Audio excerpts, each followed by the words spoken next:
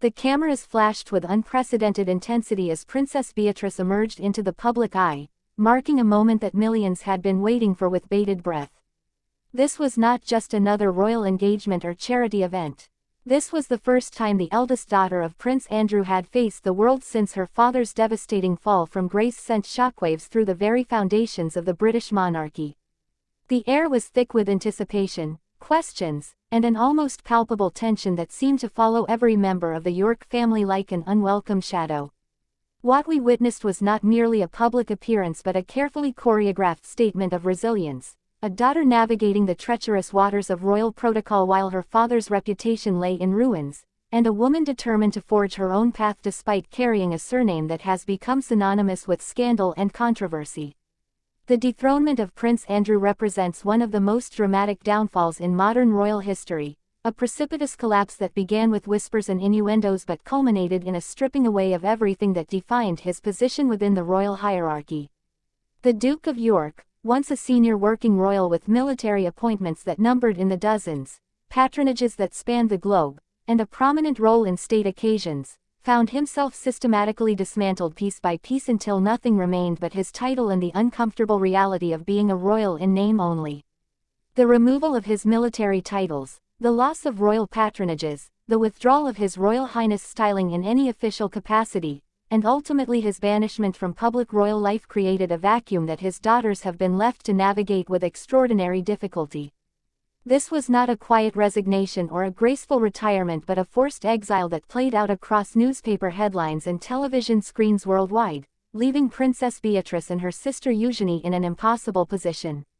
Understanding the magnitude of what Princess Beatrice faced requires looking back at the events that led to this moment. The association between Prince Andrew and convicted sex offender Jeffrey Epstein cast a long and dark shadow over the royal family, a connection that the Duke initially downplayed but that became increasingly impossible to ignore as evidence mounted and public outrage intensified. The disastrous BBC Newsnight interview, which Prince Andrew apparently believed would clear his name, instead became a masterclass in how not to handle a crisis, with claims about an inability to sweat due to a medical condition from the Falklands War, an alibi involving Pizza Express in Woking, and a complete lack of empathy for Epstein's victims, creating a public relations nightmare from which there would be no recovery.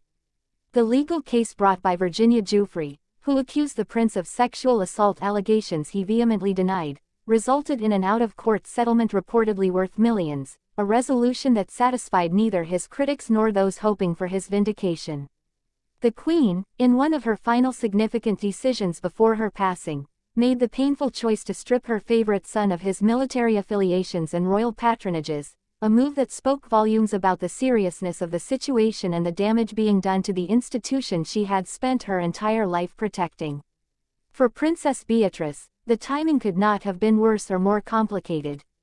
She had spent years trying to carve out her own identity separate from the tabloid fascination with her family, building a career in business, engaging in meaningful charitable work, and starting her own family with husband Edoardo Mazzi. She had finally seemed to find her footing in a role that was neither fully working royal nor completely private citizen, a balance that allowed her some semblance of normalcy while still maintaining connections to her heritage. The scandal surrounding her father threatened to obliterate all of that progress, dragging her back into the spotlight for all the wrong reasons and forcing her to answer for actions and associations that were not her own. The pressure on her and her sister to publicly distance themselves from their father while remaining loyal daughters created an emotional and strategic tightrope that would have challenged anyone, let alone two women who had already spent their lives under intense media scrutiny and criticism. When Princess Beatrice finally stepped into public view, every aspect of her appearance was analyzed with forensic intensity. Her choice of outfit, the expression on her face, her body language, even the route she took into the venue became subjects of intense speculation and interpretation.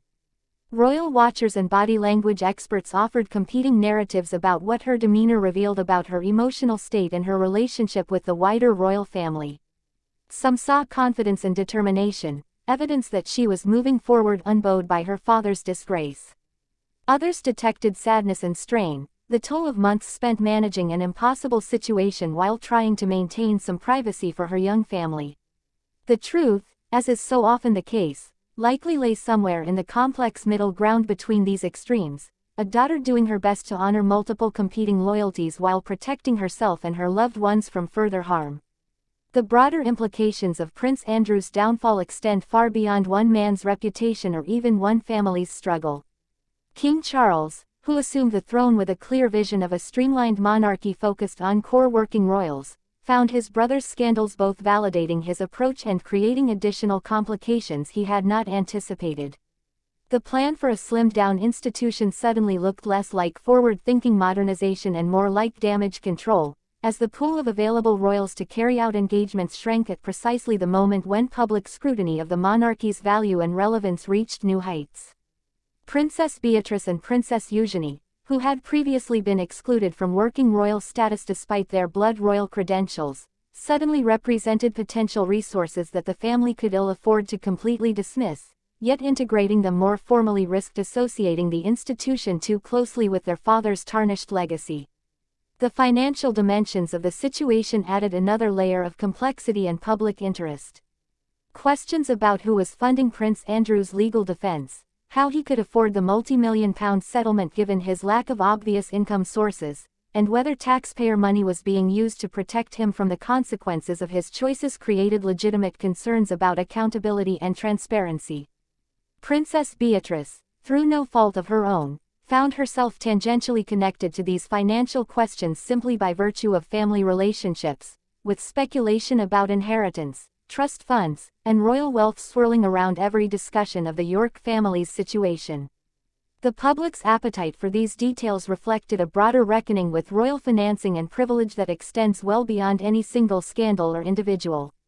Princess Beatrice's path forward remains uncertain and dependent on variables beyond her control. Will King Charles eventually find a way to bring his nieces more formally into the working royal fold, giving them official roles and responsibilities that would allow them to contribute meaningfully while earning public support and financial backing? Will she continue to maintain her current hybrid existence, appearing at family events and some public occasions while primarily focusing on private career and charitable endeavors?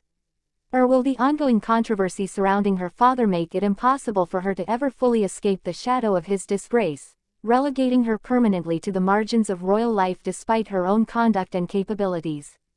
These questions remain unanswered, and the decisions made in the coming months and years will shape not only her future but also the future structure and public perception of the monarchy itself. The resilience Princess Beatrice has demonstrated throughout this ordeal speaks to a strength of character that many had underestimated. The young woman once dismissed as primarily notable for her fashion choices and tabloid coverage has emerged as someone capable of navigating extraordinarily difficult circumstances with dignity and discretion. She has maintained relationships with both sides of her family, supported her father through his darkest hours while not defending his indefensible choices, and protected her own children from the worst of the media-feeding frenzy. This balancing act would challenge anyone, and the fact that she has managed it while under constant observation and judgment makes her achievement all the more remarkable. Whether the British public and the institution of the monarchy will ultimately give her credit for this grace under pressure remains to be seen, but her handling of an impossible situation deserves recognition regardless of what comes next. As we watched Princess Beatrice navigate that first public appearance, we witnessed not just one woman's emergence from a period of private struggle but a microcosm of the challenges facing the entire royal family in an era of unprecedented scrutiny and rapidly shifting public expectations. The question that now hangs over the monarchy is whether the institution can survive the self-inflicted wounds of recent years while adapting to meet the demands of a modern democracy that increasingly questions the value and relevance of inherited privilege and position. Princess Beatrice's journey from that moment forward will provide one important data point in answering that larger question, her success or failure reflecting the monarchy's ability to move beyond its darkest chapters while honoring the complicated human realities that exist behind the palace walls. What do you think Princess Beatrice should do next to rebuild her public image and step out from under the shadow of her father's scandal, and can the royal family ever truly recover from the damage that has been done to its reputation and credibility?